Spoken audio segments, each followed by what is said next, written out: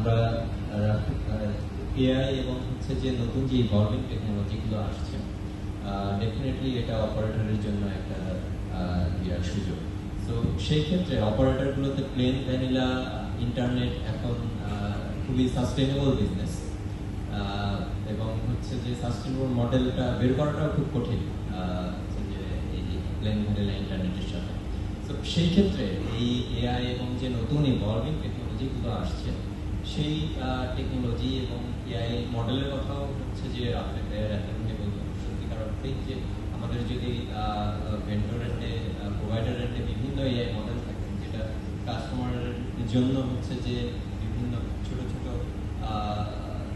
Use case তৈরি হবে। আমি যদি বলি যে একটা আইএসপি তার হয়তো সে অটোমেশন করতে চায় তার কল সেন্টারকে, সো এখানে একটা হয়তো এআই মডেল থাকতে পারে। সো সেই এআই মডেল বিভিন্ন আইএসপি ইউজ করতে পারে বা বিভিন্ন কাস্টমার ইউজ করতে পারে, ব্যাংক ইউজ করতে পারে, এন্টারপ্রাইজ ইউজ করতে পারে।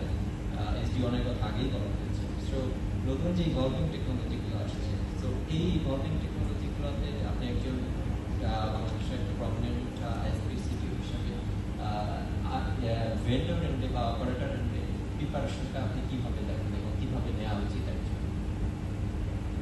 Thank you. বেশি সময় নিচ্ছি আসলে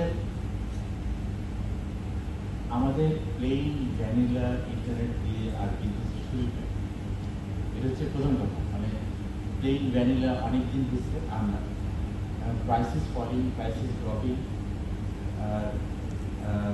এখানে যেমন আন্ডাররাইটিং, মানে ওনারা যেমন অনেক কিছু প্যাকেজিং করছেন, ওনারা বিউটিফুল মডেল যে তাদের আইএসপি অনেক ধরনের প্যাকেজিং, এবং আসলে সামনে কিন্তু প্যাকেজিং মডেল দিতে হবে। তবে একটা জিনিস আমি বলি যে যেহেতু আপনি এটার সাথে এআই এর কথা বলবেন, তো আমরা আসলে লিঙ্কট্রি থেকে দেখছিলাম যে আমাদের যারা কাস্টমার রিয়েলি আমাদের ওয়েনিউর পরে হচ্ছে কি আমাদের যে যারা কাস্টমার যারা ওয়াইফাই রাউটার ইউজ করছে, সেই ওয়াইফাই রাউটারটা আমাদের না, মানে আমরা দিই না।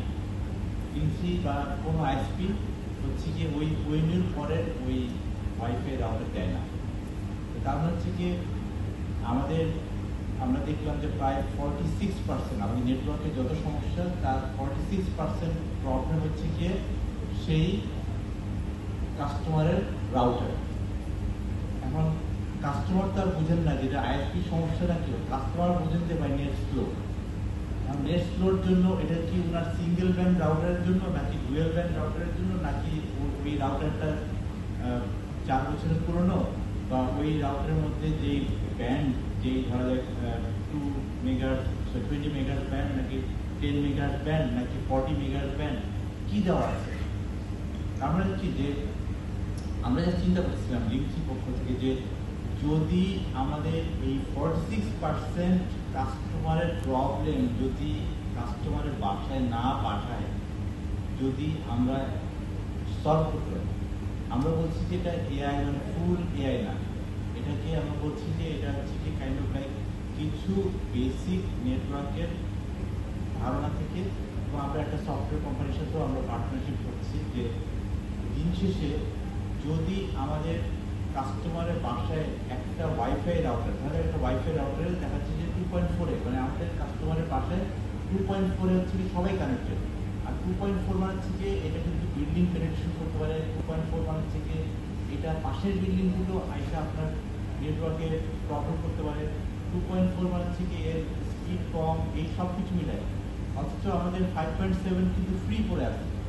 এখন 5.7 ফ্রি পড়ে রয়েছে রাউটারের মধ্যে, 12 ব্যান্ড রাউটার, আর সব 2.4-এ। আর আমাদের কাস্টমার, অনারেবল কাস্টমার, ওনারা তো একটা প্রবলেম পাইয়ে তো লিঙ্ক করছে, তো ওনাদের দোষ না, উনি দেখছেন ওনার নেটওয়ার্কের প্রবলেম, কিন্তু প্রবলেমটা ওনার ঘরের ভিতরে। এখন আবার অনেক সময় দেখা যাচ্ছে যে রাউটার দুইটা ঠ্যাং দেখতেও খারাপ লাগে, যে খাটের তলায় ঢুকে রাখে।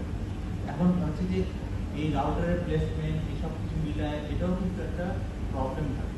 তো আমরা যদি বেসিক এআই দিয়ে, আমি মেশিন লার্নিং কথা বলি, বেসিক মেশিন লার্নিং দিয়ে যদি আমরা বুঝতে পারি যে অ্যাকচুয়ালি কাস্টমারের বাসায় এইটা সমস্যা হতে পারে যখন কাস্টমার বাসায় আমাকে কল দেওয়ার আগে কিন্তু আমি বুঝতে পারবো যে আসলে কাস্টমার বাসায় সমস্যা হতে পারে। তার মানে কাস্টমারকে আমরা লিঙ্ক দিয়ে আগে থেকে বলতে পারি 1 নাম্বার, অথবা আমরা নিজেরাই ওই রাউটারের ম্যানেজমেন্টটা যদি আমরা নিজেদের নিতে পারি, আর ওই রাউটার যদি আমরা দিতে পারি, লিঙ্কসি যদি নিজে প্যাকেজ করে দিতে পারে সেই রাউটারটা, তার মানে রাউটারের ম্যানেজমেন্টটা হচ্ছে যে আমাদের